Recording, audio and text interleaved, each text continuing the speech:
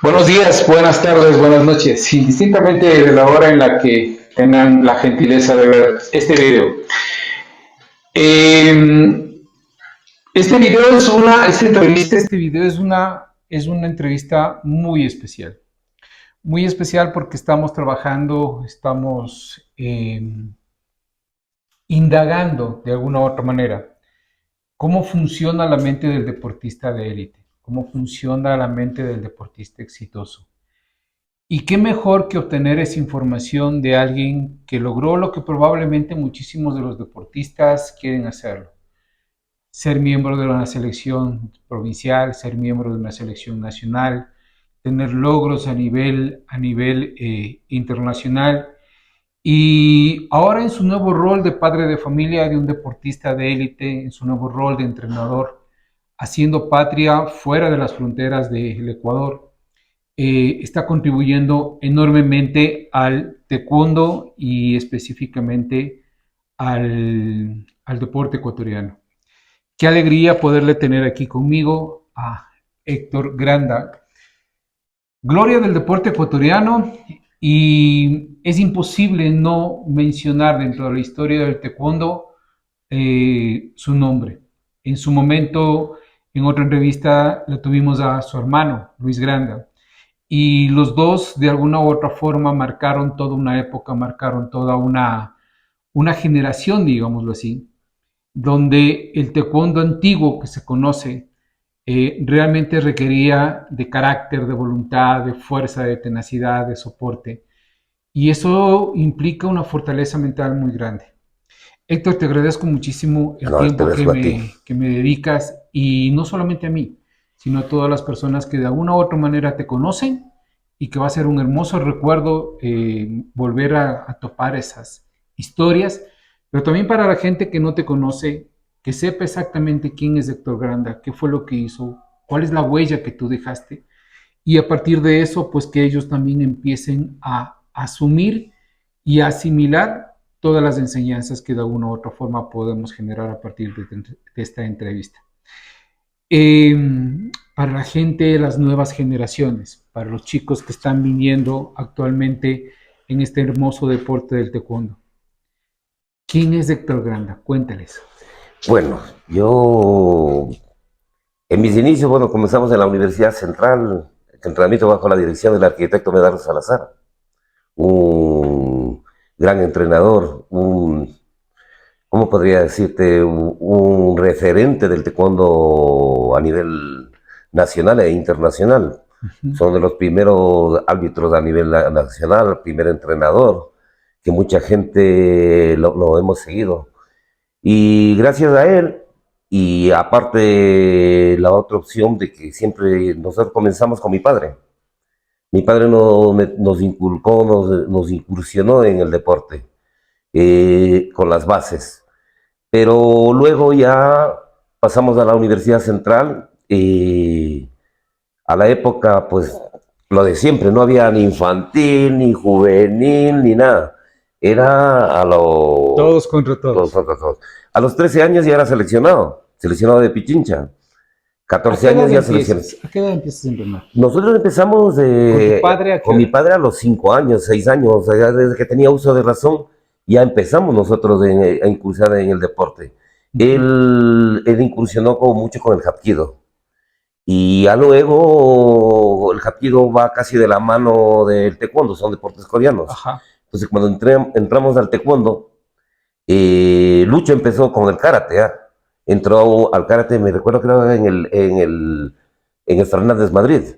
Daban clase ahí, entonces nosotros le molestábamos a él porque el Fernández Madrid era colegio de mujeres, ¿sabes? Claro. Entonces, te van a entrenar allá y le iba bien, pero da la casualidad que un amigo de Luis, Arturo, ¿sí? Él seguía medicina y le dice, oye, mira, ven a incursionar aquí en la universidad, aquí hay un gimnasio de taekwondo, a ustedes se les da bien esto de las artes marciales. Y fuimos allá y entramos directamente el Lucho a los 2 meses ya competía, empezó a competir. Y yo luego yo empecé un poco a los 6 meses por ahí. Lucho es mayor que tú, ¿no es Sí, cierto? Lucho es mayor que mí.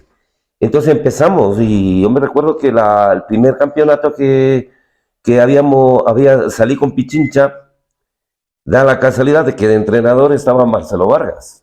Ya. Y nos fuimos a la ciudad de las Siete Colinas, a Guaranda. Ya. Y imagínate, el suelo era cemento. Claro, se peleaban que Cemento. sobre. No, y el coliseo no estaba ni siquiera terminado aún, imagínate. Que tiraba una cinta en el suelo, hacían la medición y venga, a tirarse de hostias. Y las ampollas a la orden del día. ¡Buah! Mira que en eso para lo de las ampollas, ¿qué es lo que pasa? Que nosotros teníamos la facilidad del estadio universitario.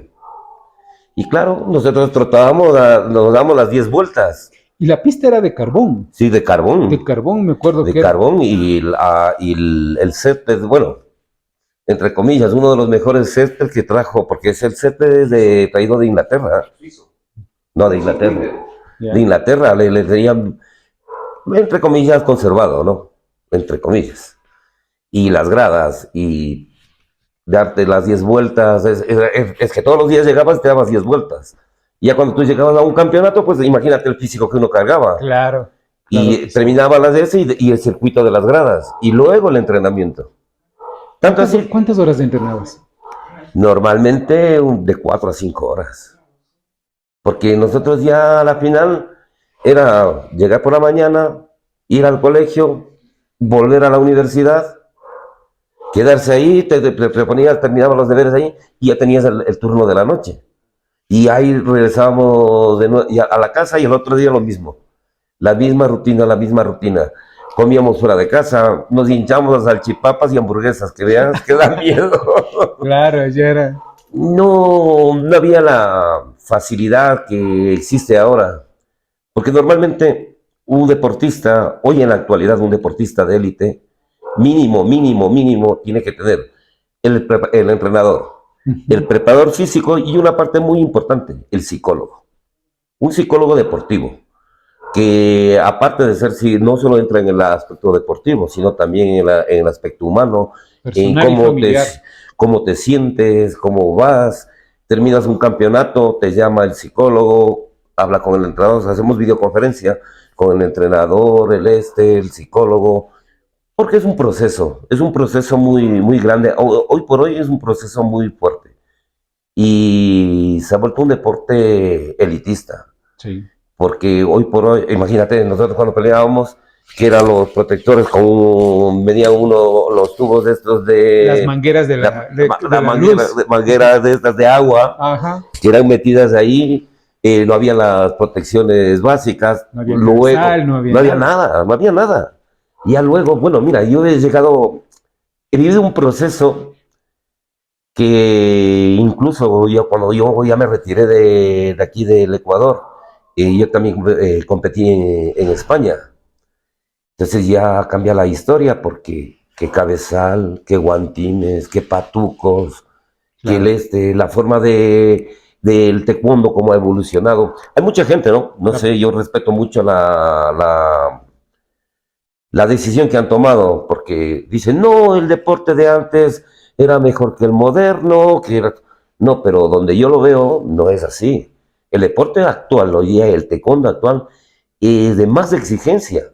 El deportista tiene que entrenarse mucho más, con mucho más esfuerzo. Mira, mis hijos entrenan en el gimnasio de Talma Madrid, en el cual el profesor, él ha sacado una aplicación específica para el taekwondo, que entonces tú ya no es lo mismo de antes. Tú le pones la medición, te mide las mediciones, si avanzas, no avanzas. Ingresas los datos. Los datos, ingresas tus datos. Mira cómo ha cambiado el deporte. Antes que era Al ojo. al ojo, a lo empírico. Lastimosamente éramos a lo empírico. Héctor, ¿cómo inicia tu vida competitiva? A los 13 años de edad. A los 13 ¿Cómo años. te fue en esa ocasión? No, mira, yo, para serte sincero, yo pienso que a veces a los deportistas tienes aptitudes. Y se me dio bien. Porque yo entro a competir y quedo seleccionado de Pichincha. Y con la selección, pues ya empecé desde muy joven a salir, que al Puyo, que a Guayaquil, que a Azuay, que los Juegos Nacionales. Cambió la formalidad, cambia la historia porque comienza a competir. Comienza a competir siempre con el temor, porque uno siempre tiene miedo. Un competidor siempre va a tener ese recelo, ese miedo, que luego lo transforma, esa adrenalina lo transforma para un beneficio, porque hay personas que no lo hacen. Normalmente el temor ese los consume y no pueden avanzar a más. Ya que estamos hablando del miedo, ¿sentiste miedo? Pero de veras así. Claro, el miedo siempre.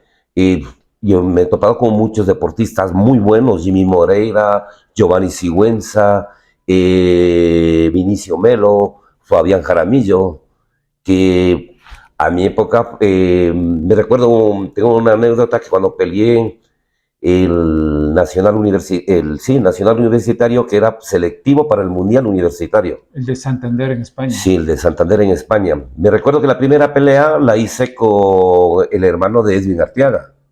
Yeah. La siguiente ronda me tocó con Fabián Jaramillo. Y la final me tocó con Vinicio Melo.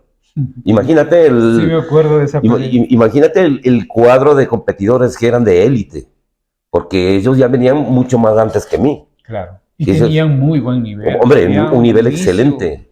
Excelente. Vinicio Melo, Fabián Jaramillo, muy buen deportista, muy excelente deportista. ¿Cómo manejabas el miedo? ¿Te decías algo o simplemente decías, me santiguo y a lo que vaya? No, normalmente uno coge como tabú, tradición o algo. Yo siempre... Cábala. La cábala, exactamente. Yo siempre nos íbamos a los baños, santiguarte, despertarte un poco, mojarte la nuca, la cabeza y tal, calentar y salir. O sea, porque te pones estás dentro del tatami, pero estás lleno del coliseo, pero eres tú. Claro. Eres tú solo. Porque tú solo le ves a él, y hay que saber conllevar porque hay gente que entra y no ve, no escucha. Entonces, lo que nos enseñaron a nosotros, a mi hermano, a mí y a otros compañeros de la universidad, porque a esa época la universidad era la élite del taekwondo. Estaba Wilson Albuja. Wilson Albuja, claro. Nosotros éramos prácticamente la mayoría de nosotros éramos la selección de Pichincha. Sí.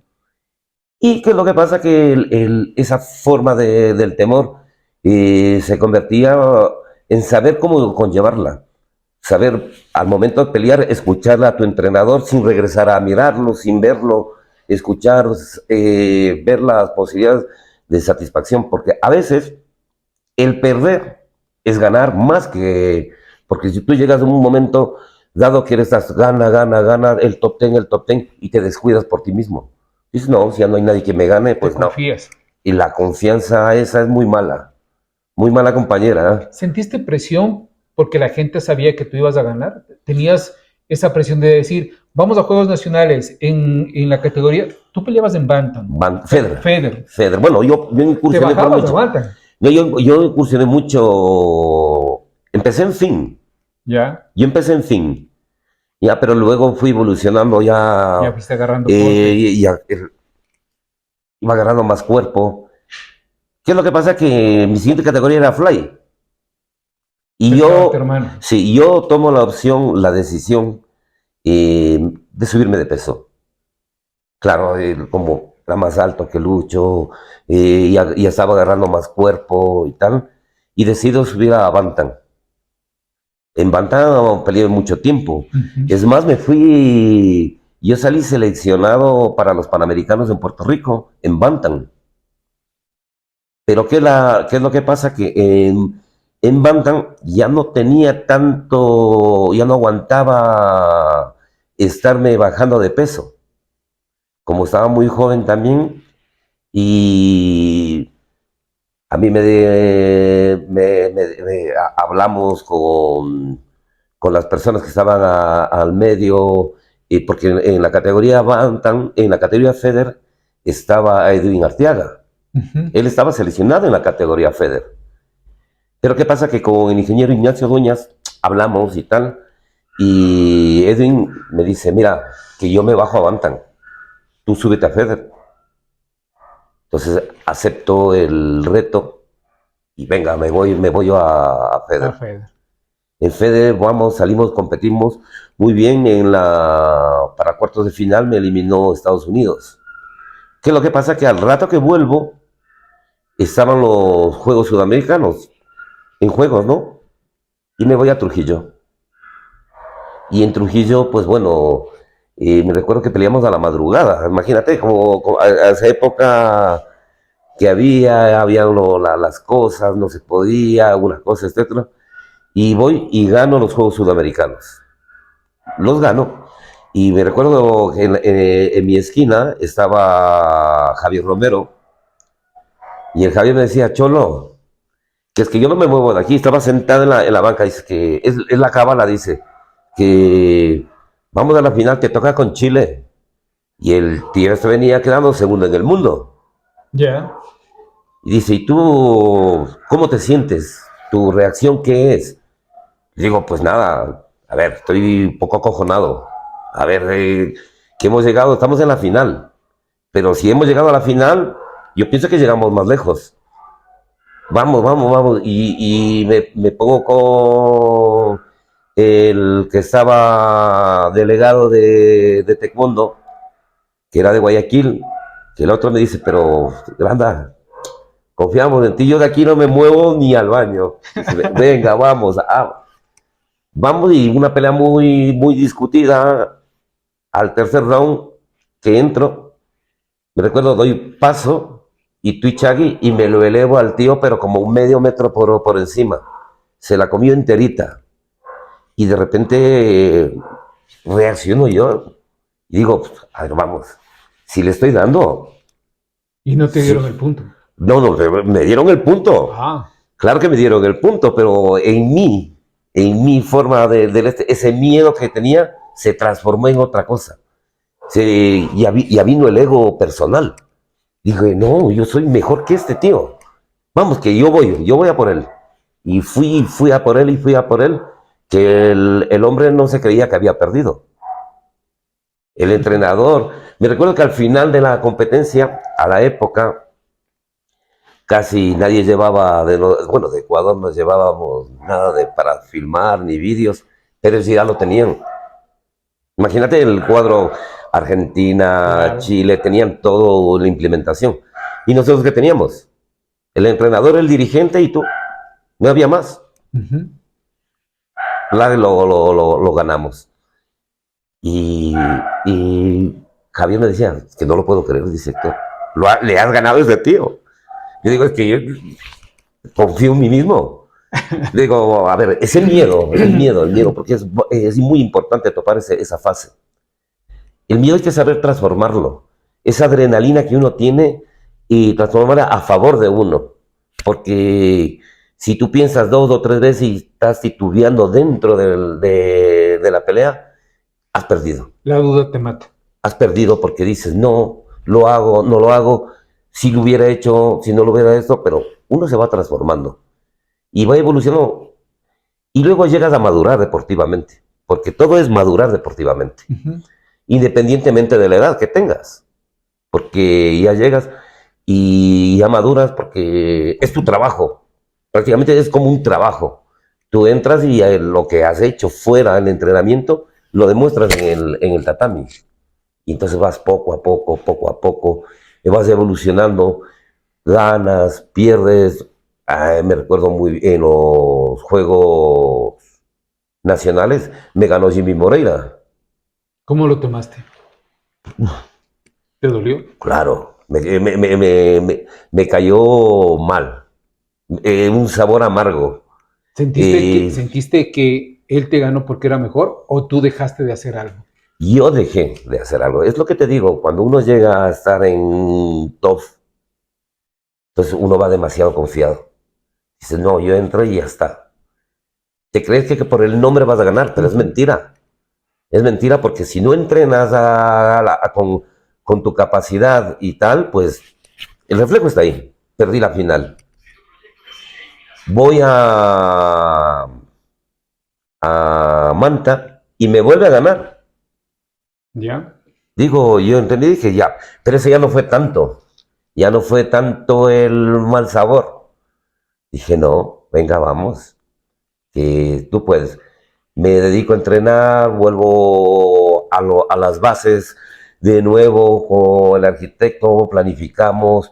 eh, Luis ya estaba estudiando en la ESPE, eh, comienza a hacer las bases, pues Lucho me dice, mira Héctor, nosotros, la tesis de él se la hizo basándose en mí para llegar a los Juegos Sudamericanos. Imagínate a los Yo años de creo que te atrás. aportó enormemente, No, seguro. me cambió, es que es el cambio, el cambio de un trabajo empírico a una fase ya profesional. Técnico, Que, científico. sí, no, lo que pasa es que te cambia, porque uno está acostumbrado como un caballo a 10 vueltas y tal, y ganas físico, ahora que de repente te digan, no, no, no, eso está mal. Ahora tenemos que hacer otro tipo de proceso, otro cambio, esto, este otro. Entonces ya te vas cuidando, te cuidas deportivamente porque ya no te quemas. Y entrar a la parte del empírico a lo científico me costó mucho. Yo pienso que en esa fase pues, en la cual ya no, bueno, perdí 2 veces ahí. En Pichincha iba bien, que siempre una de las grandes peleas que tenía era con Álvaro Carrera, Ah, sí. con Alvarito Carrera, el caballito. Ajá. Tenía, pero lo que pasa es que como yo ya venía fogueándome de muchos sitios, o sea, tenía la ventaja de la experiencia. Pero el hombre muy bueno, muy capaz y Tenía todo. una Twitch aquí, Dios Y mío. las Chicochaguis también muy, muy Sí. buenas. Y empezamos de nuevo. ¿Cuál era tu mejor técnica? ¿A cuál le tenías más fe? ¿A las bandas, a las Twitch? A ¿O la cuál Twitch, sabías que tú decías, no, la yo con giro, esta? ¿Sí? la giro siempre. Siempre yo amagaba y estaba ahí. La ventaja mía es que yo manejo mucho a la izquierda. Y la mayoría de gente son derechos, entonces era y como manejaba muy bien también la derecha, mi forma de engañar era, me ponía en el lado derecho, derecho, derecho, y al momento ya lo cambiaba, o sea, me cogía, me ponía en mi guardia. Ujú. Entonces, hasta cuando ya reaccionaba era muy tarde. Claro. Entonces yo ya evolucionaba más.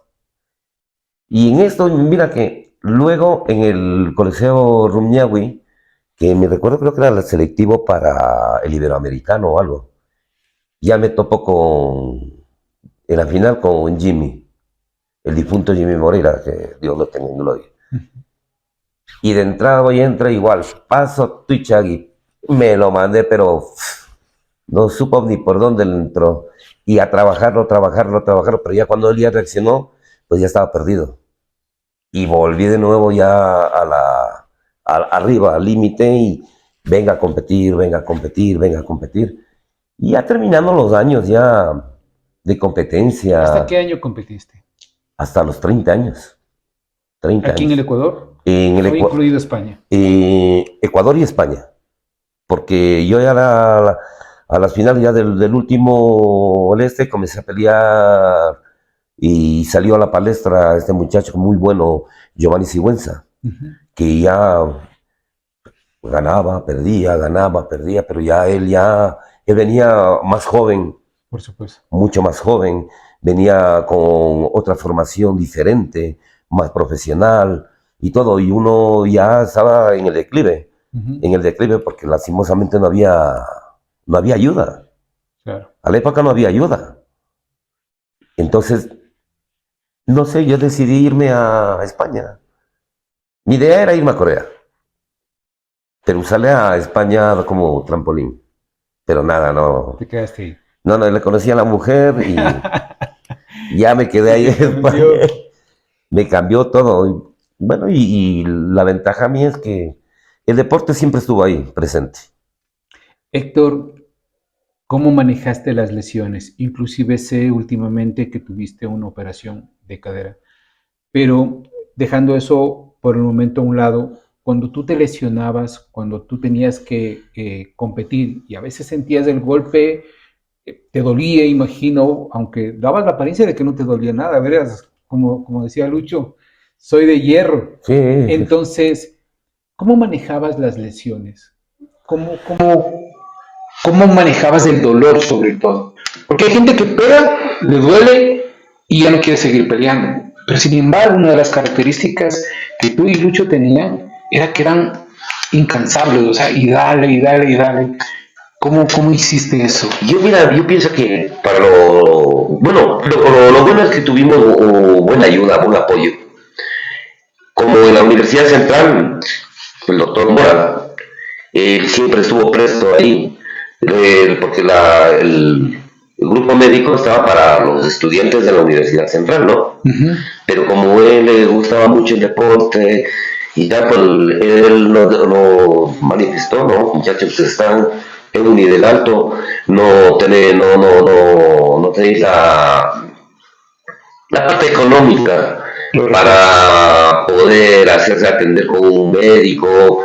En sentido, entonces nosotros de la mañana, porque él estaba desde de 8 a 10 de la mañana, entonces él llegaba y nos decía, no Héctor, tienes que bajar el ritmo, evita golpear con esto y tal.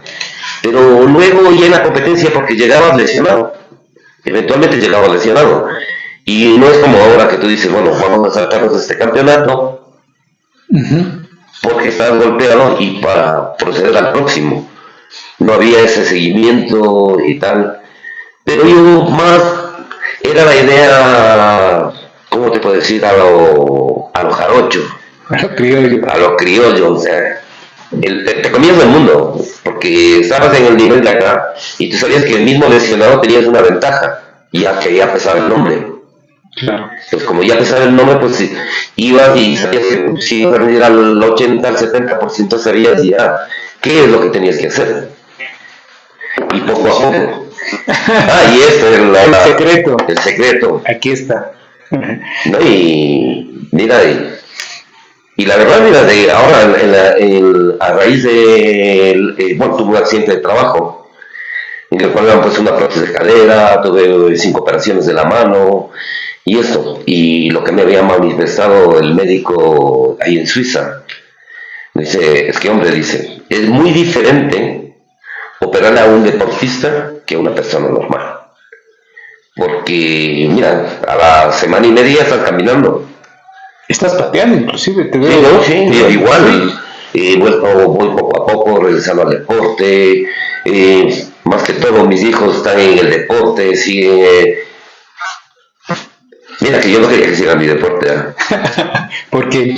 No, porque el deporte de. Cuando estás ahí arriba, todo el mundo te alaba. Pero cuando pierdes, todo el mundo te juzga. Y es un deporte mal pagado. Ingrato.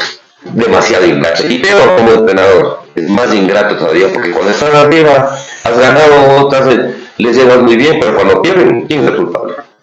El entrenador. Pero a sabiendas de que el 90% lo pone el deportista. El otro 10% lo ponemos nosotros, siguiendo la calificación, pero si no tiene interés el deportista, pues no podemos parar. Estamos de gana ahí, en la silla. Pero poco a poco, mira, mi niño más que todo, como llevaba la clase en un gimnasio, siempre le llevaba al mayor, y luego el menor siempre le seguía, hasta que un día me dijo, mira papá, quiero entrenar. Y yo le había propuesto, le digo, oye, ¿qué quieres? El kickboxing, el MMA, siempre apartándole del taekwondo. Le dijo, no papá, yo quiero practicarlo contigo, sí, he practicado contigo. Quiero practicar el taekwondo. Y moviéndonos, y como yo ya había visto un gimnasio y tal, nos acercamos y se dedicó a la competencia. Mira, hasta ahora siguen compitiendo, están seleccionados de Madrid ahora, han llegado muy lejos, campeonatos internacionales, el Open. ¿Sufres más como papá o como entrenador cuando les ves competir? Es porque es una lucha. No, yo te le digo. Imagínate mira, lo que significa guiarle, pero con corazón de padre, o cuidarle con criterio de entrenador. No, es muy difícil. Mira, yo te digo, mira, a veces mi señora es la que lleva los filma, que a veces salen las mejores filmaciones de ella que las mías. Porque yo soy ahí en plan de filmación y de repente, quieta, y que de repente. quieres cambiar. Sí, sí, se te va. Y sufres como padre y también como competidor. Ahora, ¿qué es lo que pasa? Que para ayudarles a ellos uno invierte. Porque sin la ayuda de uno de los padres, un deportista no va. Yo tengo un psicólogo, Martino, el ex campeón mundial de taekwondo ITF. Él vive en Argentina, pero todas las sesiones que lo hacen online. Online, claro. Online les ayuda, porque lastimosamente es algo primordial que debe ser. Con su entrenador Javier Requena, que es el dueño del gimnasio Talma, que le sigue su proceso ya como entrenador. Aparte de entrenador, le tiene mucho aprecio porque los conoce desde niños. Ahora ya está en una época adulta, el mayor ya con 21 años que lo va a cumplir, el menor de 16 años, imagínate, ya toda su juventud y tal ha pasado en el gimnasio. Gimnasio, casa, estudio. Héctor, a tu criterio, conociendo las dos realidades, Ecuador, España, ¿qué crees que nos falta a nosotros para evolucionar, entendiendo que el nivel español es superior al ecuatoriano? ¿Dónde crees que deberíamos trabajar? ¿Como dirigentes, como entrenadores, como deportistas, como padres de familia? ¿Qué nos falta? Yo pienso que, mira,